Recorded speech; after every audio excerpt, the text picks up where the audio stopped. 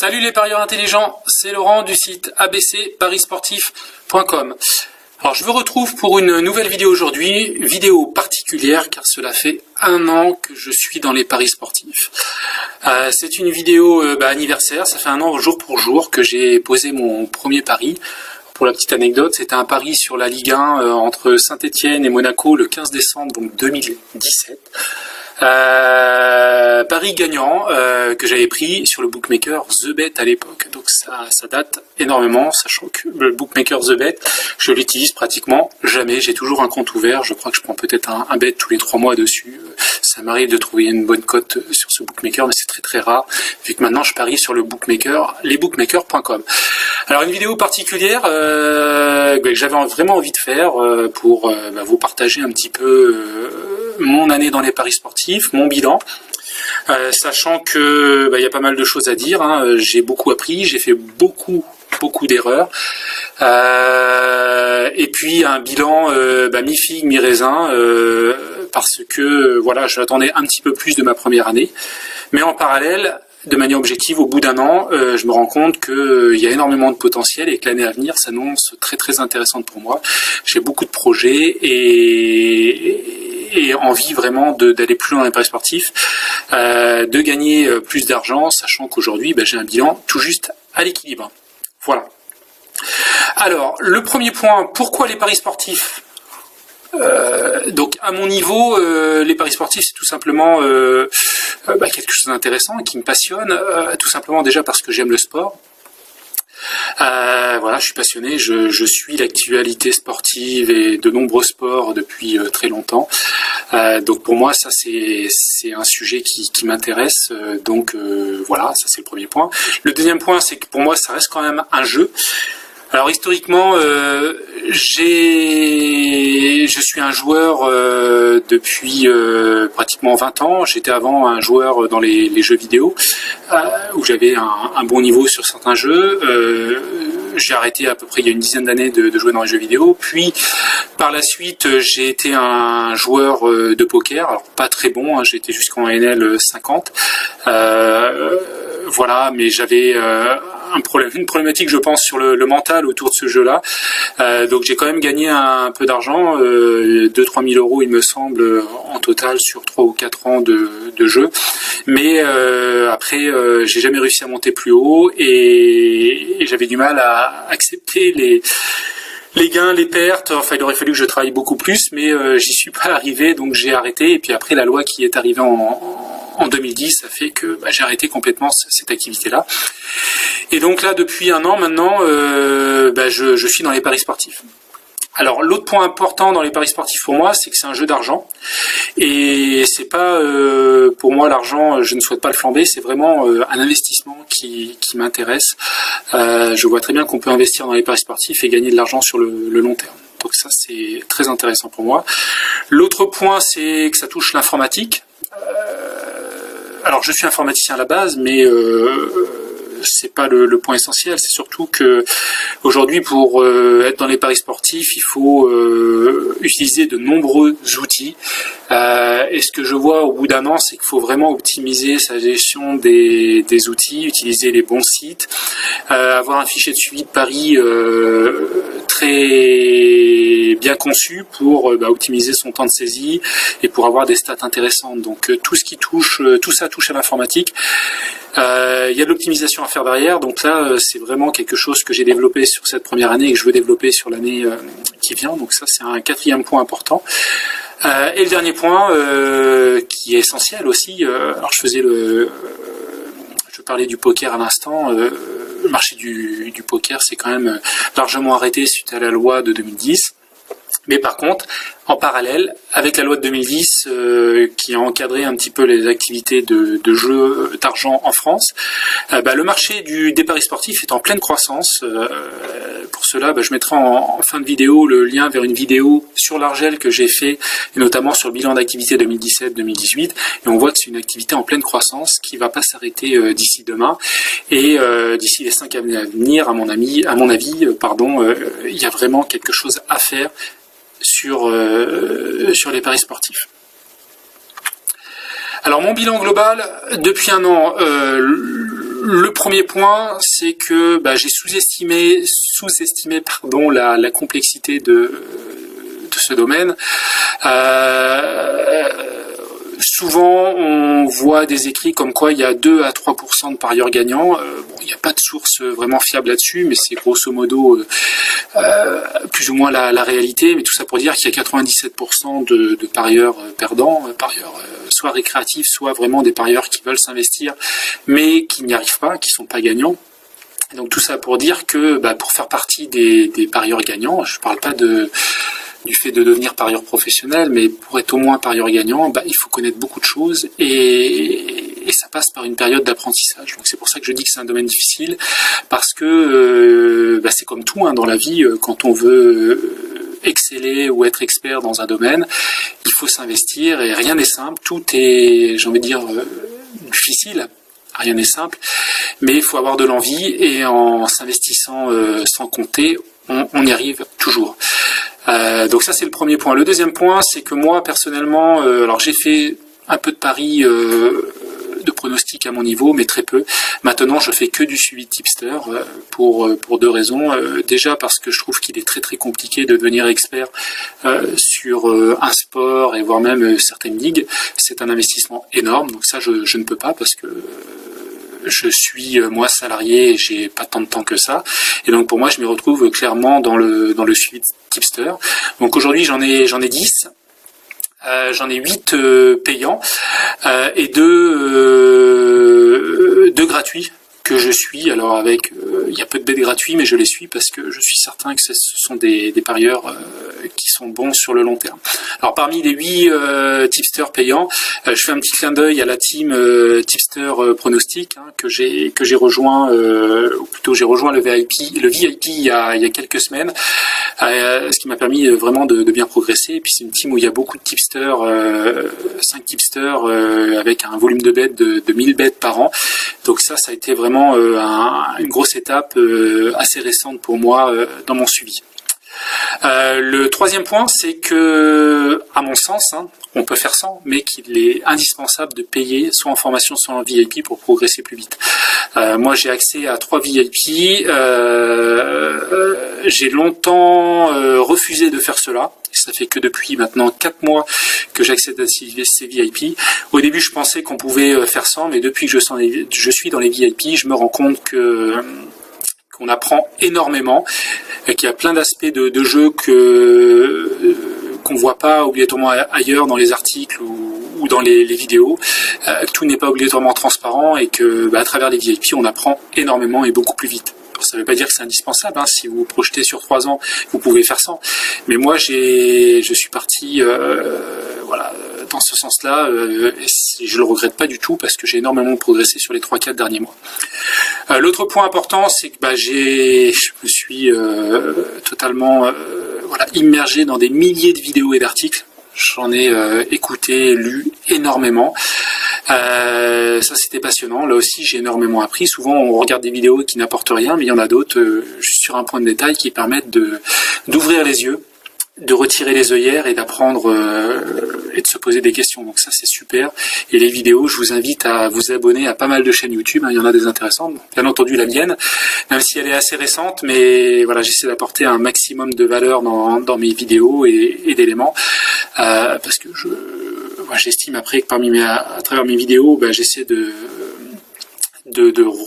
concentrer un maximum d'informations, parce que si je fais souvent des vidéos, c'est que je les ai pas trouvées ailleurs ou pas avec suffisamment d'éléments. Donc voilà, mais quoi qu'il en soit, allez voir, il y a plein de vidéos, de chaînes YouTube, d'articles sur le web qui sont super bien faits. Il faut s'investir là-dessus, c'est beaucoup de temps, mais abonnez-vous à des chaînes YouTube, 1 vidéo par semaine, 2 vidéos par semaine, par chaîne, c'est rien. Ça vous permet de vous détacher de vos bêtes, de vos bilans et d'avoir une vision différente, et ça c'est très très intéressant. Et donc mon bilan global sur un an, c'est un verre à moitié vide, à moitié plein. Alors à moitié vide parce qu'il y a un an, je me disais je vais gagner un peu d'argent. L'objectif n'était pas de faire des dizaines de milliers d'euros, loin de là, même des milliers d'euros. Mon objectif était d'être gagnant.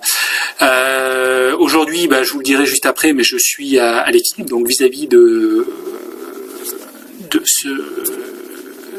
ce regard-là, le verre il est à moitié vide, hein, parce que je trouve que j'aurais voulu gagner plus, mais après en parallèle, il est à moitié plein parce que je me dis déjà au bout d'un an être pile poil à l'équilibre, ne pas avoir perdu d'argent, mis à part les investissements dans les VIP ou les abonnements de suite Tipster, c'est déjà énorme. Je vois que, à mon avis, de toute façon c'est comme ça que les bookmakers gagnent de l'argent. Il y a beaucoup de joueurs récréatifs qui flambent de l'argent sur des paris, qui font des combinés, qui font plein de choses diverses et variées et qui perdent de l'argent, hein, et c'est un peu comme jouer au loto.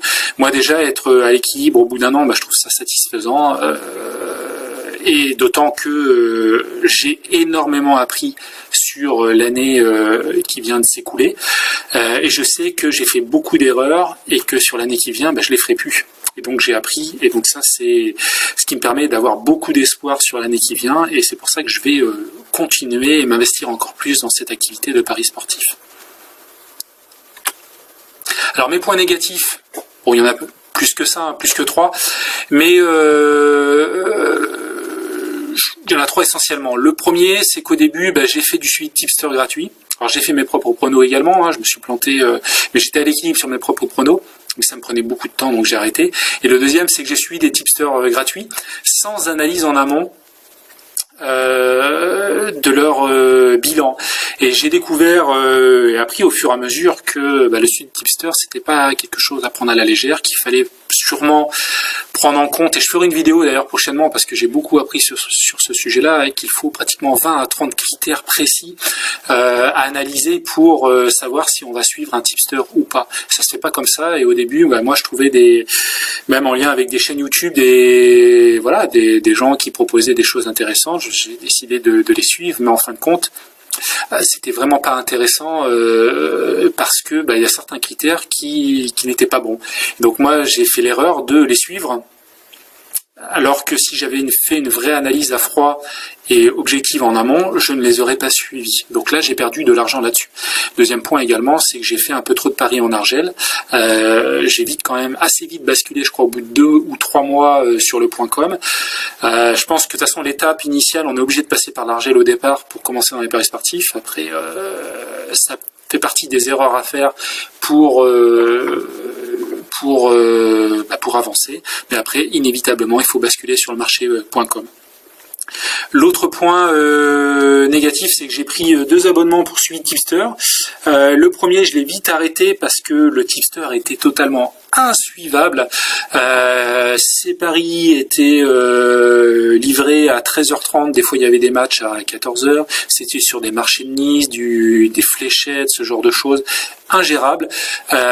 C'était un abonnement où j'ai pris au début mensuel, j'ai pris je crois 2 mois, c'était sur des marchés de niche, même au foot, insuivable, avec des chutes de cotes énormes. Donc là aussi, encore une fois, j'ai payé pour apprendre, donc là j'ai vite arrêté cela. Le deuxième tipster que j'ai suivi, je pense que c'est un des tipsters qui a la meilleure visibilité sur le marché aujourd'hui français, c'est Maxence Rigotier. Alors je serai un peu mesuré dans ce que je vais dire, c'est-à-dire que pour moi tout ce qui est pari court terme et ce qu'il propose sur ses bêtes noires, etc., c'est totalement du flan. C'est-à-dire que on peut pas être gagnant ou on peut gagner du 0,5, 1% et encore. Donc sur le long terme, pour moi, on peut pas vraiment être gagnant là-dessus, sur ces bêtes noires, sur également les paris sur les meilleurs clubs européens, que ce soit la Juve, le Barça, peut-être le Bayern de Munich, Manchester City, ce genre de choses. Sur le long terme, c'est pas viable. Voilà. Et donc moi j'ai fait l'erreur de suivre ce tipster cet été en août, septembre et début octobre. C'était ma deuxième erreur, j'ai vite arrêté, mais ça m'a fait énormément de pertes. Alors après sur 2 mois, évidemment, il y aurait pu y avoir des mois peut-être un peu plus positifs par la suite, mais sur le long terme, je pense que c'est vraiment une stratégie qui n'est pas viable. Et donc c'est pour ça que je l'ai arrêté. Voilà, c'est une deuxième erreur que j'ai faite et voilà, je suis content de l'avoir faite parce que de toute façon, il faut passer par là pour progresser. Je l'ai faite et j'en ai tiré des conclusions, donc j'ai totalement arrêté ce suivi de tipster. Alors après, je suis assez... alors c'est pas un point négatif, mais je suis assez Je pondère un peu mes propos vis-à-vis de Maxence Rigotier. Je trouve que son offre Paris long terme est super intéressante, mais je vais y revenir par la suite.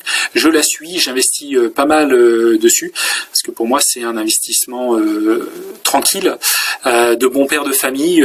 Bon, j'ai une famille, hein, j'ai des enfants, et pour moi c'est quelque chose de très très sûr, d'investir de l'argent, de pas se prendre la tête, passer quelques minutes par mois pour prendre ses paris, c'est rien, et voilà. Mais je vais revenir par la suite.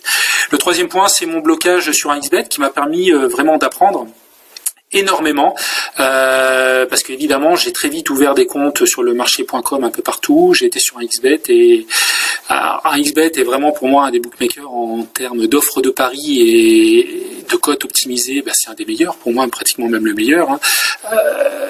Très souvent il propose des cotes supérieures à Pinacle, donc ça c'est vraiment énorme. Le deuxième point, c'est que j'ai fait pas mal de surbet à une période, hein. Il y avait beaucoup de critiques sur cette stratégie-là, donc je l'ai testé de manière assez intensive, on va dire, sur le mois de juin et le mois de juillet. J'ai gagné pas mal d'argent, mais je me suis fait bloquer par un XBet à force. Voilà, donc c'est la vie, c'est comme ça. Tout simplement, les cotes, ils les baissent, je sais pas si c'est de 5 ou 10%, mais après je pouvais toujours parier sur ce site-là, mais les cotes étaient à la baisse de 10% juste sur mon compte. Dès que je me déloguais, je voyais que les cotes étaient excellentes. Dès que je me loguais, mes cotes étaient inférieures. Donc un XBet très frustré, d'autant que j'ai eu énormément mal pour retirer mon argent de ce bookmaker, donc je vous le déconseille totalement. Donc mon activité de surbet a pris un coup là-dessus. Après, je la poursuis quand même, j'en fais quand même pas mal. J'ai fait d'ailleurs un article sur mon site abcparisportif.com que je vous invite à aller voir, parce que on peut pas gagner des milliers d'euros là-dessus. Par contre, on peut quand même gagner, et tout en misant sur des bookmakers.com, on arrive à en trouver régulièrement. De toutes les manières, même pour des paris court terme classiques, vous êtes obligé d'ouvrir, à mon sens, une vingtaine de comptes de bookmakers, que ce soit en bookmaker.com ou .fr. Donc vous êtes obligé d'avoir de l'argent sur ces bookmakers-là, donc faire des surbets est totalement possible. Il y aura des erreurs de code sur certains bookmakers, et il est possible de faire des surbets. Alors il n'y en aura pas beaucoup, mais c'est possible de le faire. Voilà. Donc je verrai après sur le long terme, peut-être que je me ferai bannir ou bloquer sur d'autres bookmakers, mais pour l'instant, je continue à faire cette activité-là. C'est quelques surbets par mois. C'est ça en plus dans ma stratégie. Ça me permet de gagner un petit peu d'argent, et voilà. Donc je continue cette stratégie pour le moment. Alors les points positifs, de manière objective, hein, n'hésitez pas à faire des commentaires sur ce que je dis dans cette vidéo. Moi j'essaie de faire ça vraiment en toute transparence, à blanc, pour vraiment partager avec vous mon année dans les paris sportifs, et peut-être que vous aurez des commentaires à me faire qui seront très intéressants pour moi et peut-être pour la communauté. Alors les points positifs, c'est le nombre de bookmakers et de comptes de bookmakers que j'ai ouverts. J'en ai un peu plus d'une vingtaine aujourd'hui, donc ça c'est pour moi indispensable, parce que je vois bien qu'en fonction des paris, la meilleure cote n'est jamais au même endroit. Donc ça c'est essentiel d'optimiser. Je vous invite, et je le mettrai en fin de vidéo, à aller voir ma vidéo sur l'optimisation de cotes. Le deuxième point, c'est que j'ai maintenant l'accès à de super VIP. Alors j'en ai plusieurs, mais notamment celui de Tipster Pronostic. Encore un clin d'œil à Luigi et à son équipe de Tipster, parce que c'est vraiment un super VIP qui, au-delà des paris, dans les échanges, m'a fait vraiment progresser et m'a ouvert les yeux. J'ai clairement un meilleur mental, donc ça c'est... Voilà, je prends de la distance, c'est-à-dire que quand je m'engage maintenant sur un abonnement, je le fais pour une année, je le fais pas pour 1, 2, 3 mois. J'ai une vision de très long terme, et si je m'engage, quels que soient les résultats à 1, 2, 3 mois, je m'oblige à... voilà, c'est mon objectif, c'est mon engagement, je le suivrai sur une année, parce que j'ai confiance en Tipster, j'ai confiance à son bilan, à ce qu'il propose. Ma progression sur les mathématiques, j'ai appris pas mal de choses sur les mathématiques. Je vais aller bien plus loin sur l'année 2019 là-dessus. C'est intéressant. Voilà, c'est en lien avec le point suivant, c'est mon fichier Google Sheet de suivi, où je fais énormément de statistiques sur tous les bets que j'ai pris sur cette année, ce qui me permet de voir un petit peu des leaks, des points faibles, des erreurs que je fais, que j'ai pu faire. Donc ça, c'est côté mathématique, pour moi, on peut faire énormément de statistiques, et donc ça, c'est un point positif. J'ai beaucoup appris et je vais encore beaucoup apprendre, c'est évident. L'autre point, c'est de tracer les bêtes, mais verrouiller les stats globales. Alors ça, je le fais depuis peu. Je trace tous les bêtes que je prends, tous. Surtout parce que je suis depuis peu pas mal d'abonnements de tipster, mais également en parallèle je verrouille mes stats globales, c'est-à-dire que je m'interdis de consulter mes stats globales jour par jour, parce que ça m'impacte trop mentalement, et que ça n'a aucun... Même si j'ai la tentation d'aller voir mon bilan, ça sert à rien, ça sert strictement à rien, parce que le bilan il sera fait au bout d'un an, comme je le fais aujourd'hui au bout d'un an. Je referai un bilan au bout d'un an, et je m'autorise aujourd'hui à avoir mes stats globales qu'une fois par semaine, mais mon objectif c'est de passer à tous les 15 jours et tous les mois, parce que ça sert à rien de le faire trop régulièrement. Du moins, parce que moi, ça m'impacte mentalement, mais je pense que pour la plupart des parieurs, c'est le cas. L'autre point positif, c'est que au fil et à mesure des mois, j'ai fait de plus en plus de bêtes, j'ai fait du volume, donc ça c'est intéressant. Et enfin, l'autre point positif, c'est ma chaîne et mon blog abcparisportif.com, donc qui ont été créés à partir du mois d'août de cette année, donc il n'y a pas si longtemps que ça, il y a 4 mois, sachant que l'objectif il est important pour moi, c'est-à-dire qu'à la base c'est de partager mon parcours, c'est ce que je fais aujourd'hui aussi par cette vidéo, partager ce que j'apprends au fur et à mesure, voilà, parce que clairement je passe énormément de temps dans les paris sportifs et je souhaite apprendre encore et encore. Et via cette chaîne, l'objectif c'est de partager, et également en amont d'une publication d'un article ou d'une vidéo, quand je prépare moi une vidéo ou un article, je me pose énormément de questions. Donc le fait de se poser des questions et de préparer une vidéo, ça amène à énormément de réflexion à mon niveau, et ça me fait progresser. Donc là aussi c'est utile pour moi de faire cette chaîne, déjà pour moi et également pour vous, parce que j'ai envie de partager et d'être vraiment transparent sur ce que j'apprends et pour vraiment progresser.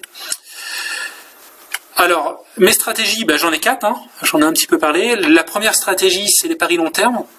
Alors moi j'ai l'abonnement de Maxence Rigotier, je sais que c'est une personne qui est quand même assez... un peu critiqué, où il y a beaucoup de choses qui sont dites sur ce qu'il fait. Alors moi, les paris long terme, j'y crois à 300%. Son offre de paris long terme, je l'ai, j'ai pas que ça, j'en prends d'autres paris long terme, j'en prends quelques-uns à mon niveau, et puis sur quelques autres tipsters.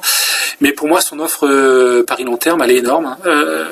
Et donc moi j'utilise cette stratégie, non pas, c'est pas mon investissement dans les paris sportifs, pour moi c'est plus de l'investissement de bon père de famille, comme je le fais un petit peu parce que j'investis aussi dans la bourse, dans des stratégies un peu ce qu'on appelle lazy, dans des stratégies de dividendes. J'investis là-dessus, j'attends pas des retours sur investissement immédiats à court terme, donc j'ai une partie de ma bankroll qui est investie en paris long terme. Je sais que c'est viable sur le long terme, que même s'il propose, il a un bilan à plus de 30% sur les dernières années, donc c'est énorme. Même si aujourd'hui je fais du plus 20%, pour moi c'est énorme, parce que quand on compare ça à de l'investissement, par exemple sur le livret A 0,75%, ou même des fonds en euros sur de l'assurance vie ou autre, c'est énorme. Même si aujourd'hui son offre me permet de faire un retour sur investissement de 15% sur un an, pour moi c'est énorme pour un investissement autant qui est ridicule. Donc pour moi c'est des paris sportifs. C'est un petit peu indépendant de tout ce que je fais, parce que je m'investis beaucoup dans les paris court terme, ce sera le point suivant. Mais pour moi les paris long terme, ça doit faire partie de la stratégie globale, et c'est là où aujourd'hui j'investis le plus, parce que c'est quand même assez safe comme pari, et c'est certain qu'au bout d'une saison, on gagne quand même de l'argent. Voilà.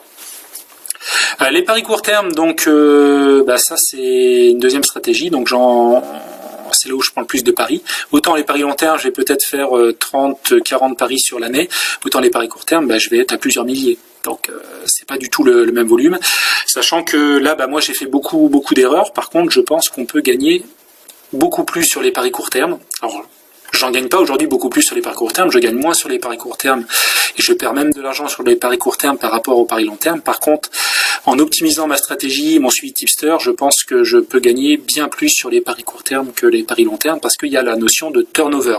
Aujourd'hui, ce n'est pas le cas. Mais je pense que sur le long terme, je vais y arriver. C'est pas le cas aujourd'hui parce que j'ai fait beaucoup d'erreurs, mais je sais que je vais y arriver. Enfin, du moins, je vais encore continuer une année à m'investir énormément parce que c'est un investissement en temps énorme. De suivre 1000 paris ou 30 paris dans les paris long terme, c'est pas du tout le même temps. Donc on peut pas trop comparer, ça dépend aussi de votre vie, vie de personnel, vie de parieur, de ce que vous voulez derrière. Voilà, donc moi je m'investis dans les deux, je cherche à apprendre, à comprendre, voilà, donc c'est une deuxième stratégie que je fais. Le suivi tipster, j'en ai parlé, une dizaine de tipsters aujourd'hui. Je parlerai là-dessus de mes objectifs sur l'année 2019 par la suite, et un peu de surbet. Donc voilà mes 4 stratégies globalement que j'ai aujourd'hui. Alors mon bilan un an chiffré, aujourd'hui, alors j'ai dépassé depuis 2 semaines ou une semaine les 2000 bêtes, donc ça pour moi c'est pas mal, c'est du gros volume. Ça nécessite aussi d'être très rigoureux dans son travail Enfin, j'estime que c'est un travail pour moi, donc un investissement, donc un travail, d'être très rigoureux au quotidien pour les prendre au fur et à mesure, parce qu'il faut que les bêtes, quand ils tombent, il faut les prendre. Ça nécessite beaucoup d'optimisation sur son ordinateur, sur son smartphone, si on n'est pas là, en lien avec une vie de famille, c'est pas simple. Moi, mon objectif, c'est vraiment d'optimiser tout ça par la suite. Alors, mon ROI, retour sur investissement, il est très faible. Comme je le disais, je suis à peine positif.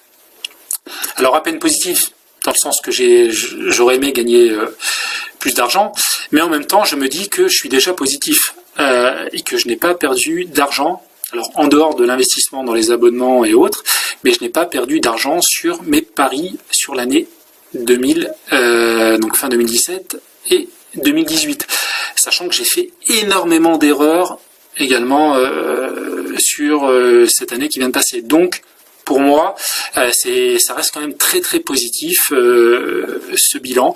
Voilà, ROI de 0,08%. Et enfin, un turnover de plus de 20 000 euros.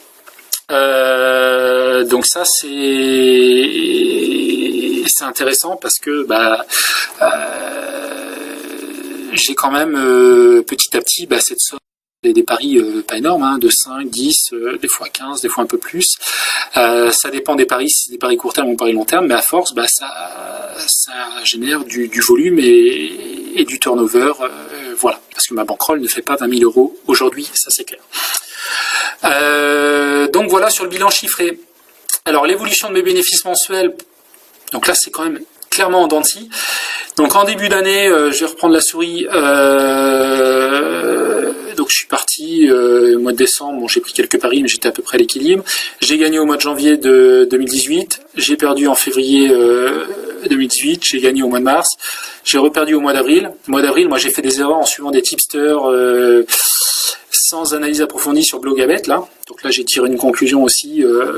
Blogabet, alors je ferai une vidéo là-dessus, mais c'est très intéressant de bien réfléchir aux critères de sélection, mais là j'ai fait une erreur là-dessus. Mais 2018, donc là énormément de bénéfices positifs, notamment grâce aux paris long terme que j'ai réalisé, mais pas seulement, et aussi un bon mois sur les paris court terme. Une Coupe du Monde intéressante sur des paris long terme, paris court terme. Mois de juillet basique, bon il y avait peu de volume, peu de paris sur ce mois-là. C'était la fin de la Coupe du Monde, donc il n'y avait pas grand chose. Alors là j'ai fait quand même, je crois que mon mois il est positif grâce à énormément de surbet sur la Coupe du Monde, notamment même sur le l'Argel ou de l'argel.com, parce que je mixe, je vais prendre les meilleures cotes sur les matchs de foot. Mais sur la Coupe du Monde j'ai fait énormément de surbet et j'ai gagné quand même pas mal. Mois d'août, voilà, la reprise, rien à dire de particulier. Mois de septembre, mois d'octobre, mois très compliqué, notamment en lien à ce que je disais avec les paris court terme de Maxence Rigotier. Là, j'ai perdu énormément. Alors, j'aurais pu continuer si j'étais sûr de la stratégie, mais je l'ai vite arrêté parce que je n'avais plus confiance après une analyse vraiment précise. Et je me souviens, j'ai repris... je crois crois que c'est sur Barcelone et sur un autre club, je sais plus lequel d'ailleurs.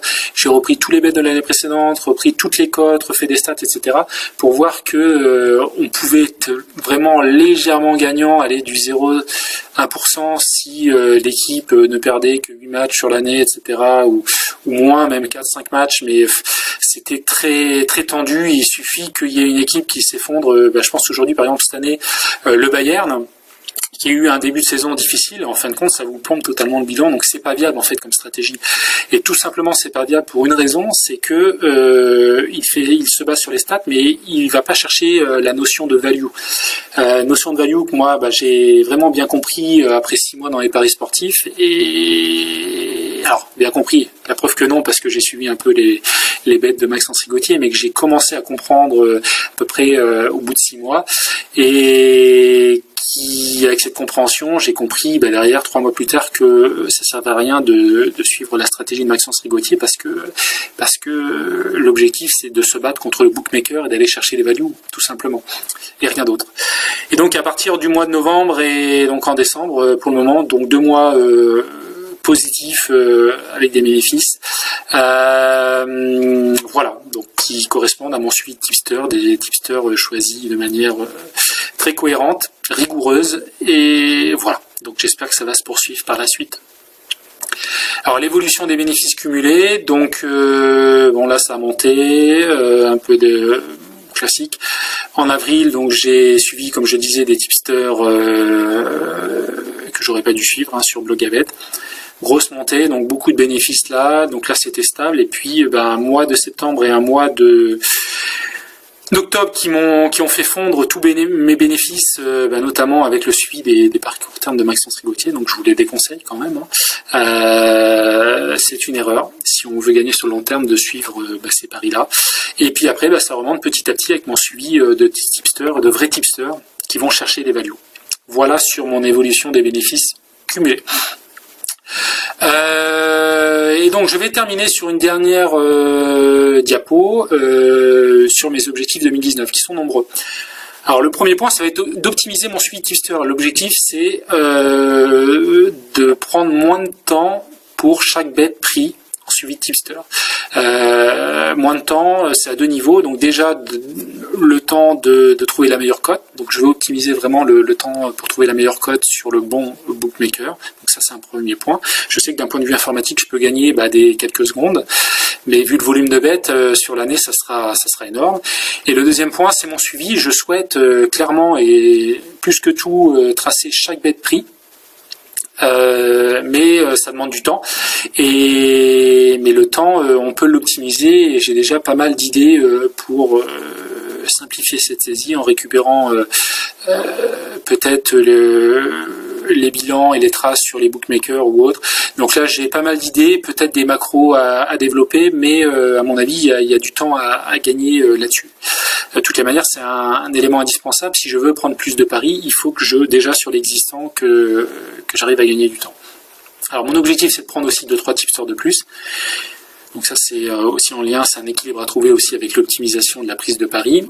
Troisième point, apprendre. Bon, je suis totalement dans cette philosophie-là. Il faut ouvrir les yeux, analyser, se poser des questions encore et encore. Quatrième objectif, ça sera de doubler mon nombre de bêtes par an. J'en ai pris 2000 sur cette année. Mon objectif, ça sera d'arriver à 4000. Je vais faire un gros travail sur l'aspect mathématique. J'ai un article qui prend forme sur mon blog qui n'est pas encore publié, mais je vais faire pas mal de vidéos sur le sujet parce que pour moi c'est totalement sous-estimé cette partie-là. Il faut vraiment avoir des outils mathématiques pour analyser plein de choses, les chutes de cotes, l'optimisation des cotes et plein de choses, même son bilan.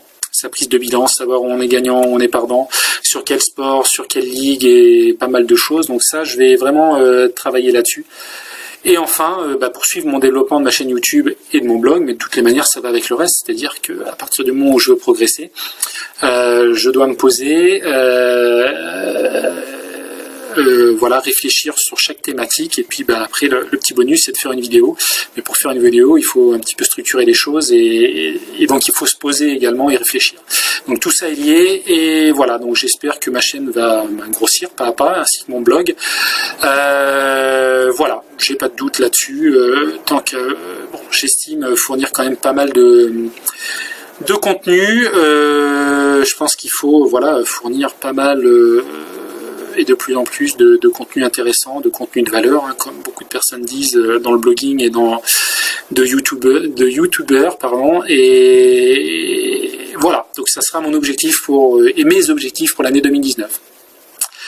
Voilà, j'en ai terminé avec cette vidéo. Bon, je vous rappelle que sur mon blog, vous pouvez télécharger un lexique XXL qui n'existe pas ailleurs, avec plus de 200 termes à connaître dans les paris sportifs. Pour débuter dans les paris sportifs, c'est un e-book à télécharger, à lire, c'est essentiel pour vous. Voilà, donc j'espère que vous aurez apprécié cette vidéo qui était pour moi indispensable, hein. Ça fait un an maintenant, jour pour jour, que j'ai commencé mon aventure dans les paris sportifs, et quoi qu'il en soit, cette aventure va se poursuivre. Donc voilà, n'hésitez pas à me laisser un petit commentaire sous la vidéo si vous avez aimé cette vidéo. Et si vous avez des remarques, parce que toutes les remarques sont bonnes à prendre. Voilà. Allez, je vous dis à bientôt. Salut!